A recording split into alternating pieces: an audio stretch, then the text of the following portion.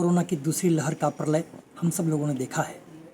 Doctor Devendra Indresh इसी corona का शिकार हो गए। वो हम सबके प्रिय थे। वे एक ऐसे अद्भुत व्यंग्यकार थे जिन्होंने अपनी कलम और अपनी लेखनी के जरिए हिंदी साहित्य में व्यंग्य विधा में एक अपनी अद्भुत पहचान बनाई थी। आज उनका जन्म दिवस है। हम उनको याद करते हुए, श्रद्धांजलि अर्पित करते हुए कुछ प्रमुख साहित्यकारों ने उनके लिए कुछ मैसेज भेजे हैं। उनको हम माला के रूप में पिरोने की कोशिश करेंगे। सबसे पहले शुरुआत करते हैं उनकी धर्मपत्नी और हमारी गुरु माँ ज्योत्सना इंद्रेश के वक्तव्य, और उन्होंने जो इंद्रेश जी का एक व्यंग्य रचना का पाठ किया है उससे शुरुआत करते हैं। कीर्तिशेष श्री इंद्रेश जी की 74वीं वर्षगांठ है। दूसरे शब्दों में कह सकते हैं आज 75वां जन्मदिन है। उस जन्मदिन को हम सब लोगों ने बहुत मिस कर रहे हैं। आज मैं इंद्रेश जी की एक बहुत पसंदीदा रचना, ये रंगीन छतरियाँ और हम। बरसाती मौसम शुरू हो चुका है, सामयिक भी है और उनकी पसंदीदा भी मैं आपके सामने पढ़ रही हूँ। जब आकाश में घन घमंड चारों ओर गरज रहे हों, काली घटाएं घिराई हों, रिमझिम बूंदें पड़ रही हों, ऐसे में किसका मन और तन बरसात के फुहारों में भीगने को लालायित ना होगा। पपीहे की पीऊ पीऊ सुनकर भी मन पीऊ पीऊ करने लगता है। जैसे काली घटा को देखकर मोर नाचने लगता है, वैसे ही मन मयूर भी बरसात में आनंदित हो थिरकने लगता है। ऐसे में साठा सोपाठा के स्टाइल में बच्चे तो बच्चे, बूढ़े भी बरसात में रंगीन होने लगते हैं।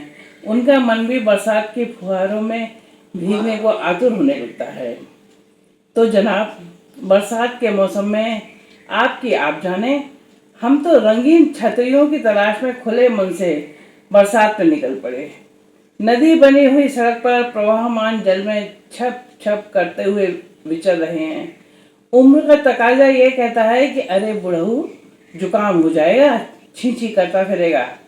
हाथ पैर मोमबत्ती और अगरबत्ती हैं, शरीर लपू झन्ना हो रहा है, कब्र में पैर लटकाए बैठा है। मगर नहीं साहब, मन जो है वो बरसात में बाहर निकलने को दौड़ रहा है। तो बात तो ये थी कि बरसात भी इतनी झूम के बरस रही थी कि सड़क का नज़ारा देखते ही बनता था। सर्वत्र जल ही जल दिखाई दे रहा था। खुशनुमा बरसाती मौसम को देखकर हमने हुलसकर पत्नी से कहा, चलो आओ बरसात में बाहर निकलते हैं। हम उत्साह से गुब्बारे की भांति फूले हुए थे। तुम ही बरसात में डूबो। हमारे उत्साह में के गुब्बारे में हमारी श्रीमती जी ने पिन चुभो दी और हमारे उत्साह की सारी हवा फुस से निकल गई। हम भीगते हुए कुछ क्षण तो आकाश की ओर देखते रहे, फिर सोचा जब हमारी पत्नी ही हमारे साथ बरसात में भीगने के लिए तैयार नहीं है तो हम ही भीग कर क्या करेंगे। हम उदास हो घर के अंदर जाने को तैयार हुए, तभी हमने देखा कि बरसात में सराबों सड़कों पर रंगीन छतरियाँ तैर रही हैं। मन पुनः बरसात में भीगने के लिए उत्साहित हो गया। अब हमें बरसात का मौसम और खुशनुमा लग रहा था। मन इतना आनंदित हो रहा था मानो कह रहा हो, वर्षा रानी जरा झूम के बरसो, फुहारों से मन नहीं भरेगा। हम अवलोक रहे थे कि बरसात में सभी तरह की छतरियाँ जलमग्न सड़क पर तैर रही हैं। इनमें से कुछ छतरियाँ रंगीन तो कुछ काली थी। काली छतरियाँ हमें साथ ले चलने का प्रस्ताव करती थी। कुछ काली छतरियों तो हमारी परिचित भी थी।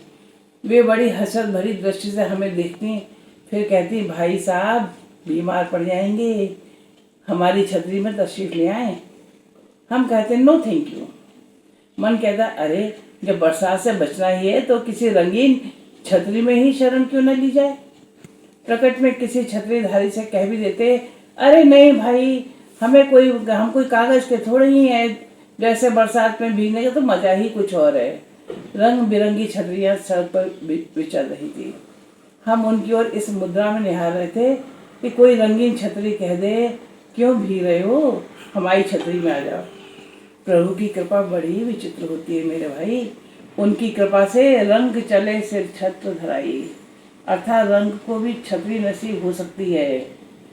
तभी हमने देखा कि कुछ रंगीन छतरियों में महिलाएं जा रही हैं। उनमें एक रंगीन छतरी में 2 महिलाएं हमें जलमग्न सड़क पर दृष्टिगोचर हुईं। हमें लगा कि वे हम पर तरस खा रही हैं, मानो खैर कह रही हूँ, अरे बेचारे कितने भीग गए हैं, बीमार पड़ जाएंगे। हम उनकी ओर लपके, लेकिन उन्होंने हमें इस अंदाज से देखा कि एक छतरी और हम हैं 2, अब क्या हो, अब कुछ नहीं हो सकता, चलो किसी और रंगीन छतरी की तलाश करते हैं। भीगते हुए हम आगे बढ़े जा रहे थे। शरीर जवाब दे रहा था, मानो कह रहा हो, मर और भी बरसात में, तुझे नहीं मिलने वाली रंगीन छतरी। तभी एक रंगीन छतरी अचानक रुकी। अरे अंकल, आप तो बहुत भीग गए हैं, चलिए आइए मेरी छतरी में आ जाइए। घर से छतरी लेकर नहीं चले थे क्या? बरसात में घर से छतरी लेकर चलना चाहिए ना। अब उसको क्या बताएं कि चाहा तो हम भी यही रहे थे कि अपनी छतरी लेकर ही निकले, लेकिन घर की छतरी घर में ही रह गई। उस रंगीन छतरी के साथ हम घर पहुंचे। उसने कहा, अच्छा अंकल, अब मैं चलती हूँ। हमने उसकी ओर कृतज्ञता से निहारा और एक जोरदार छींक के साथ द्वार खटखटाए। पत्नी ने द्वार खोला, व्यंग्यात्मक मुद्रा में कहा, ले आए बरसात के आनंद, और टॉवल को हमारे सामने फेंक दिया। आज भी जब बरसात होती है, हम रंगीन छतरियों को बरसात में विचरते हुए देखते हैं, मगर हसरत भरी नज़रों से अपनी ही खिड़की से देखते रहते हैं। बहुत सारी यादें हैं इंद्रेश जी की, यादें बनी गुलाब की, अब तो क्या भूलूं क्या याद रखूं जी, साथ लिखे 48 पन्ने, क्या बाँचूं क्या मौन रखूं जी। बहुत बहुत धन्यवाद कुंजन। हाल ही में हम सबको छोड़कर अनंत यात्रा के लिए प्रयाण कर गए डॉक्टर देवेंद्र इंद्रेश जी का आज जन्मदिन है। वे भले ही हमारे बीच भौतिकीय तौर पर मौजूद ना हों, किंतु उनकी कालजयी कृतियाँ सदैव उनकी उपस्थिति का एहसास कराती रहेंगी।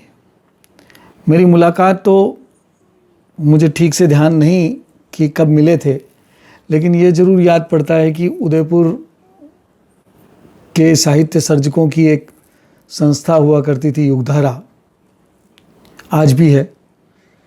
वहीं से हमारी मुलाकातों का सिलसिला शुरू हुआ होगा। बाद में चूँकि मैं अखबार में था तो विभिन्न समाचार पत्र पत्रिकाओं में आपके आलेख मुझे उनसे रूबरू कराते रहते थे। श्रीमती ज्योत्सना जी से भी युगधारा में ही मुलाकात हुई। ज्योत्सना जी भी साहित्य सर्जकों में अपना अग्रणी स्थान रखती है। मुझे याद पड़ता है कि डॉक्टर कुंजन आचार्य ने जब ईटीवी के लिए इंद्रेश दंपति का एक साक्षात्कार किया था, तो उसमें साहित्य की विविध विधाओं में लिख रहे डॉक्टर इंद्रेश जी ने कहा कि मैं व्यंग्य लेखन की दिशा में अपनी कलम चलाना चाहता हूँ। और फिर इसके पश्चात मैंने कहानी लिखना शुरू की। मेरी कहानियां भी अच्छी पत्र पत्रिकाओं में प्रकाशित हुई, लेकिन जब मैंने देखा कि ज्योत्सना जी कहानी के क्षेत्र में आगे बढ़ रही हैं, तो मैंने ये कहानी का क्षेत्र उनको छोड़ दिया। सहज सरल भाषा में कटाक्ष स्वतः ही हंसने और फिर सोचने पर मजबूर कर देते हैं। संभवतः 1995 में हिंदी के मूर्धन्य साहित्यकार श्री घनश्याम शलभ जी के हाथों इंद्रेश जी की एक और व्यंग्य पुस्तक अस्पताल की टांग का विमोचन हुआ। पढ़कर मन गदगद हो गया। अनेक सम्मानों के साथ इनकी एक और पुस्तक लोकतंत्र के हम खरबूजे प्रकाशित हुई। वर्तमान परिस्थितियों पर तंज वाकई जमीन से जुड़े मुद्दों की ओर ध्यान आकर्षित करते हैं। एक दशक पहले ही एक और पुस्तक मेरा श्रद्धांजलि समारोह तो और भी गुदगुदाने वाला है। उनका व्यंग्य सृजन काफ़ी लंबे समय तक चलता रहा। वे हमेशा पढ़ने और पढ़ने की नसीहत देते रहे, सलाह देते रहे, और वो खुद भी बहुत पढ़ते थे। उनका एक व्यंग्य ध्यान आता है, आवश्यकता है जिताऊ नेता की। एक और दल बदलना बंदर का मुझे अभी भी याद पड़ते हैं। और हाँ, एक और रचना गोंगा वसंत का वसंत तो अभी भी कानों में फुसफुसाता है। गोंगा कहता है, यार मेरे वसंत को जी लेने दो, फिर जाने ऐसा वसंत जीवन में फिर आए ना आए। जब तक जिंदा है वासंती होने दो। हमें क्या पता था कि डॉक्टर देवेंद्र इंद्रेश इस वसंत को देखे बगैर चले जाएंगे। सच में जिंदा दिल शख्सियत हमेशा याद रहेगी। डॉक्टर इंद्रेश, आप जहाँ कहीं भी हैं, सदैव हमारी स्मृतियों में रहेंगे। साहित्य जगत के सशक्त हस्ताक्षर व्यंग्यकार डॉक्टर देवेंद्र इंद्रेश अब हमारे बीच नहीं रहे, लेकिन उनकी व्यंग्य रचनाएं हमेशा हमारे बीच रहकर उनको जिंदा रखेंगी। उनका एक व्यंग्य संकलन अस्पताल की टांग तो जन जन की जुबान पर है। आज मैं जब भी उनसे मिलता था तो अभिवादन की जगह यही बोलता था, अस्पताल की टांग, और वो मुस्कुरा देते थे। वो मीठी मीठी मुस्कान आज भी मेरे मानस पटल पर अंकित है। आज जन्म दिवस पर मेरी भावांजलि अर्पित करता हूँ। हिंदी साहित्य जगत के प्रख्यात व्यंग्यकार डॉक्टर देवेंद्र इंद्रेश जी की यादें हमेशा बनी रहती हैं। उनके व्यंग्य पैने और धारदार रहे हैं और देश की लगभग संपूर्ण व्यंग्य पत्रिकाओं में और लोकप्रिय पत्रिकाओं में वे छपते रहे हैं। रेडियो में भी उनके व्यंग्य बहुत ही लोकप्रिय और श्रोताओं के प्रिय रहे हैं। युगधारा संस्था के वे संस्थापक सचिव रहे हैं। हम सभी उनके मित्र मिलके उनके साथ कई कई घंटों तक बैठ के चर्चाएं किया करते थे। उन्होंने जो साहित्य जगत को दिया वह कभी पूरा नहीं हो पाएगा। हम उनके प्रति श्रद्धांजलि अर्पित करते हैं। दर्द संन्यास है, दर्द विन्यास है, दर्द विश्वास का हो तो प्रन्यास है, दर्द को ही स्वयं में जो पहचान ले, दर्द जीवन का पहला उपन्यास है। सादर श्रद्धांजलि। मस्त मौला, खुशमिजाजी, शानदार व्यक्तित्व के धनी हमारे अपने आदरणीय देवेंद्र इंद्रेश जी बेहतरीन व्यंग्यकार के रूप में सदा हमारे आत्मीय रहे। युगधारा के बहुत ही स्नेही, और उन्होंने युगधारा से बहुत स्नेह किया। युगधारा के संस्थापक सदस्यों में से एक रहे। इंद्रेश जी की लेखनी सामाजिक कमियों में व्यक्ति के दोहरे चरित्र पर इस तरह से व्यंग करती थी कि पाठक सच्चाई से भी अवगत हो जाते और उन्हें बुरा भी नहीं लगता। इंद्रेश जी का अपने व्यंग पढ़ने का भी एक अलग ही अंदाज था। वे अपने आकलन को मीठे व्यंग में लपेट इस तरह से पत्तल में परोसते थे कि हॉल में ठहाके भी लगते और लोग सोचने पर मजबूर भी होते। नियति ने एक मस्त मौला, गंभीर विचारक प्रकृति के बड़े भ्राता समान व्यक्ति को हमसे छीन लिया। बहुत दुख है, पर हम सभी नियति के हाथों मजबूर हैं। आज उनके जन्मदिवस के अवसर पर पूरा युगधारा परिवार उन्हें नमन करता है और उन्हें अपनी विनम्र श्रद्धांजलि अर्पित करता है। इंद्रेश अंकल को नमन। उनका आज जन्म दिवस है और कहना तो बहुत कुछ चाहती हूँ, क्या कहें। वो जिंदा दिली के पुलिंदे, बेपरवाह परिंदे, स्नेह कमल हरदम खिला, हृदय आशीषों से भरा। शब्दों के कारीगर थे वो, ऐसा ताना बाना बुनते, लोकतंत्र के हम खरबूजे निंदक नियरे रखते। व्यंग के रंगों की इतनी साझेदारी, शब्दों के काफिलों में भी गूढ़ अर्थ थे भारी। उन्हें समझने चलते थे हम जब, कहते थे छोड़ो अस्पताल की टांग यही है मेरी, जब चाहे तब पढ़ दो। आप यहीं कहीं बैठे हैं तो ये धोखेबाजी समझाना है। अपना श्रद्धांजलि समारोह यूं अचानक क्यों है, ऐसा बताना। जानती हूँ उत्तर नहीं मिलेगा, पर ये प्रश्न हमेशा रहेगा। अच्छा, जाने देते हैं ये सब बातें। आप अनंत यात्रा पर निकल गए हैं, पर आज आपका बर्थडे है तो ये तो कहना ही है, happy birthday uncle, lots of love and regards. Uncle के ही कुछ उद्गार आंटी के लिए भी कहना चाहूँगी।